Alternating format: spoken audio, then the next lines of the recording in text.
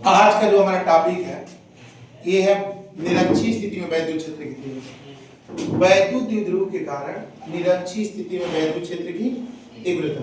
और मैं आपसे बताऊं कि बोर्ड एग्जाम के दृष्टिकोण से बहुत ही ज्यादा पूछा जा रहा प्रश्न और इसमें 5 नंबर का डेरिवेशन पूछता है।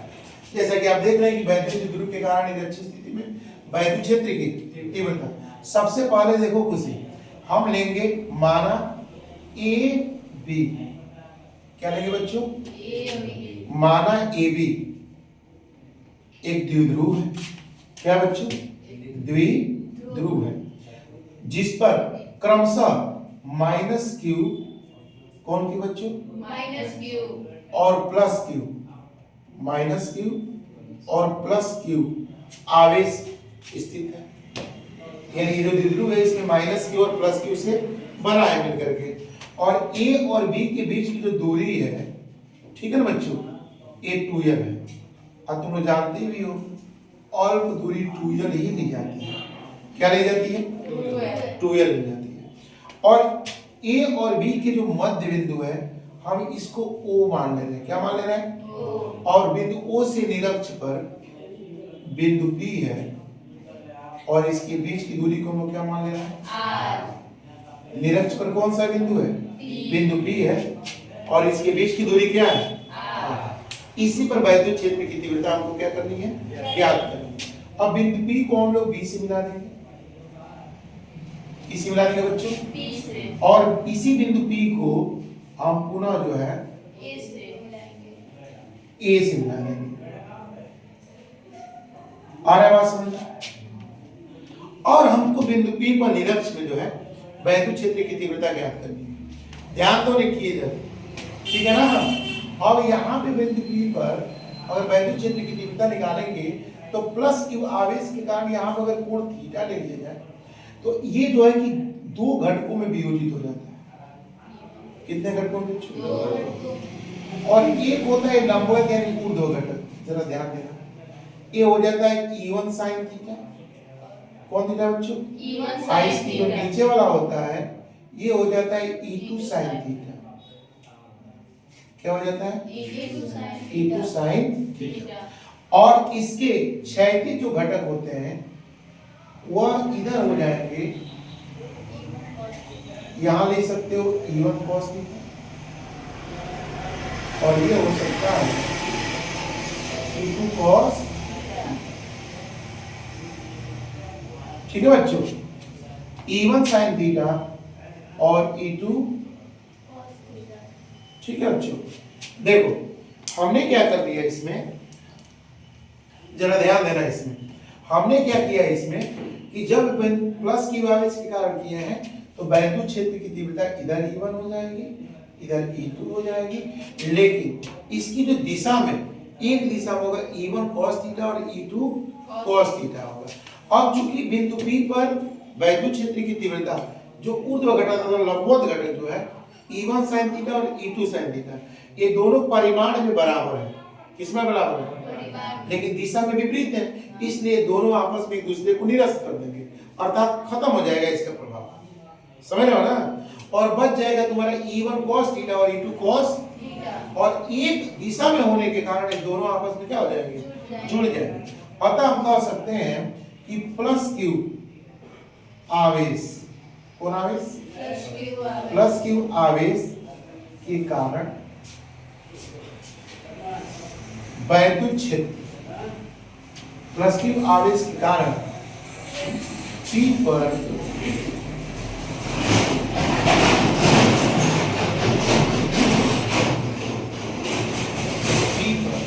वैद्युत क्षेत्र, बिंदु P पर किस वैद्युत क्षेत्र की तीव्रता, तो वैद्युत क्षेत्र की जब तीव्रता निकालेंगे तो E1 निकालेंगे और E1 बराबर हमने बताया था कि 1/4 पाई एप्सिलॉन नॉट Q बटा कितना। अच्छा ये दूरी जो तुमको दे रखा है AB है ना, BP है। क्या है? BP। अब BP जो दूरी होगा तो इसको हम BP लिख नहीं दे रहे हैं, कोई दिक्कत नहीं, BP का स्क्वायर हो जाएगा। और E1 बराबर अगर यहां से हम चाहें तो 1/4 पाई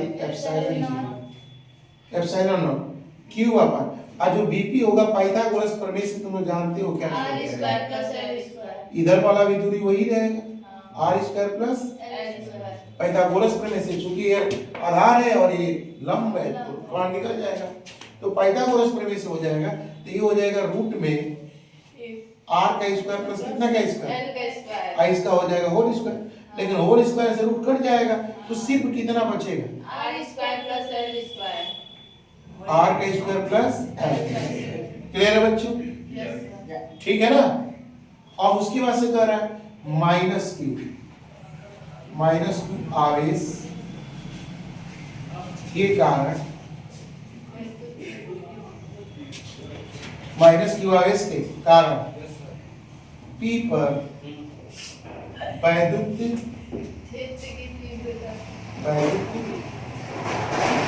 क्षेत्र की तीव्रता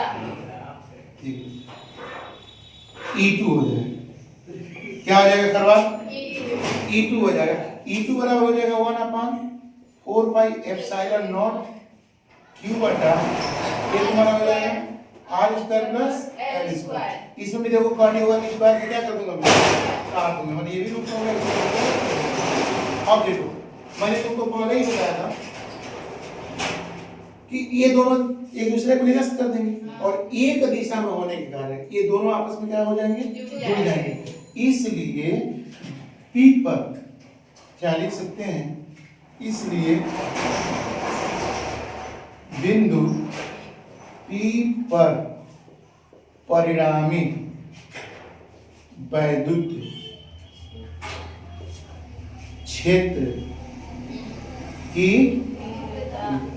परिणामी वैद्युत क्षेत्र की जब तीव्रता निकालेंगे तो E बराबर हो जाएगा बच्चों, देखो E1 cos थीटा और E2 cos थीटा दोनों आपस में क्या हो जाएंगे, जुड़ जाएंगे। E बराबर हो जाएगा E1 cos theta plus E2 cos theta. Clear है बच्चों? अब करना कुछ नहीं, बस इसका मान रख देना है। ठीक है, ठीक है बच्चों। अब E बराबर हो जाएगा E1 cos थीटा, E1 का मान कितना होगा तुम्हारा, E1 का मान तुम्हारा दिख रहा है 1/4 pi epsilon not Q upon r square plus कितना स्क्वायर l स्क्वायर और cos, और यहाँ प्लस हो जाएगा 1/4 pi epsilon not Q upon r square plus कितना स्क्वायर l स्क्वायर और कौन थीटा cos। अच्छा एक बात देख रहे होगे आकाश, जितना ये है उतना ये भी है, तो दोनों जुड़ जाएंगे, यानी इतना धन इतना मतलब 2 गुना हो जाएगा। यानी लिख सकते हैं E बराबर 2 गुणे 1/4 पाई एप्सिलॉन नॉट, ठीक है बच्चों, Q बटा r स्क्वायर प्लस कितना स्क्वायर l और cos थीटा। कोई दिक्कत? सब वही लिखा हुआ है, 2 गुना हो गया। ठीक है, अब समझो तुम राज हो ना, तुम राज ध्यान देना। अब हम ये करें कि cos थीटा को हटाना चाहते हैं तो cos थीटा हट सकता है चित्र से, किससे, इस चित्र से देख सकते हो। अगर थीटा अगर ये है तो cos थीटा बराबर क्या होता है, आधार बटे क्या होता है, आधार इसमें कितना होगा, यल होगा ना, क्योंकि 2l का आधी दूरी, तो यल बटा और कण तुम्हारा कितना होगा r square plus l square, r square plus कितना स्क्वायर l स्क्वायर। और ये कहां से मिला है, चित्र से मिला है। ठीक है बच्चों, चित्र से cos थीटा बराबर रूट में r square plus l square. अब E बराबर 2 गुणे 1/4 पाई एप्सिलॉन नॉट और Q इनटू r का स्क्वायर प्लस l का स्क्वायर और cos थीटा की जगह लिख सकते हैं l बटा रूट में r स्क्वायर प्लस l। ठीक है, अच्छा एक बात बताओ, ये r square plus l square है और रूट का मान तुम लोग जानते हो, क्यों रूट का मान कितना होता है 1/2 होता है। अरे रूट का मान 1 क्या होता है 2। तो मैं एक काम और कर ले रहा हूं, E बराबर 1/4 pi epsilon not Q into कितना हो जाएगा 2l, अब बट्टे में हो जाएगा r square plus l square. ठीक है बच्चों, अब 1/r square plus l square और ये हो जाएगा 1/2 और इसको भी ब्रैकेट में कर लो, इसके पावर 1 है ना। और तुम जानते हो बेबी को कौन पसंद, बेस। बेस पसंद। जब ये दोनों बेस सेम है तो इसके पावर क्या हो जाएंगे, जुड़ जाएंगे। और मैंने तुमको बताया है कि बारात में दुल्हा न हो अब बाराती हो, इसका कोई मतलब है नहीं। उस बारात का कोई मतलब नहीं है। तुम हेडिंग देख रहे हो कि वैद्युत द्विध्रुव के कारण, किसके कारण, तो वैद्युत द्विध्रुव आघूर्ण को हम किससे प्रदर्शित करते हैं, P से, यानी किसी भी दशा में हमको P चाहिए ही चाहिए। ठीक है, तो P कैसे मिलेगा, Q इंटू 2L से, चूंकि P बराबर होता है Q इंटू कितना 2L। ठीक है बच्चों, इसलिए E बराबर 1/4 पाई एप्सिलॉन नॉट।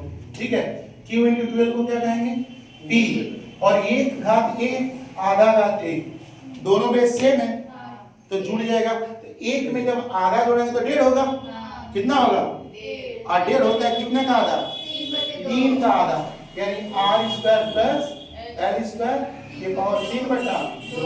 और एक बात तुम जानते हो, चूंकि L जो है बहुत छोटा है किससे, मैं जब भी बताया गया है ये वैद्युत द्विध्रुव अल्प लंबाई 2L होती है।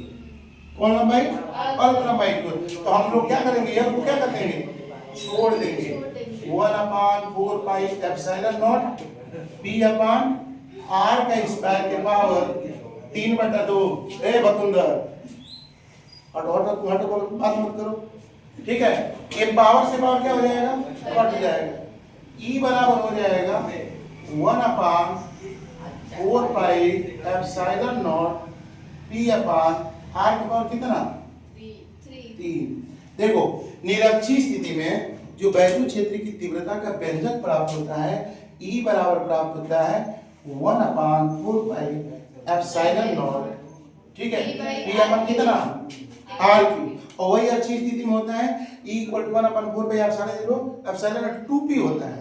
क्या होता है, 2P होता है। तो इसको आप बढ़िया से तैयार कर लेंगे और ये 100% आपका लगभग परीक्षा में मिल ही जाता है और 5 नंबर देके जाता है। ठीक है बच्चों, चलो आज पर इतना ही, बढ़िया से इसके रिवाइज करेंगे। आप सभी को धन्यवाद।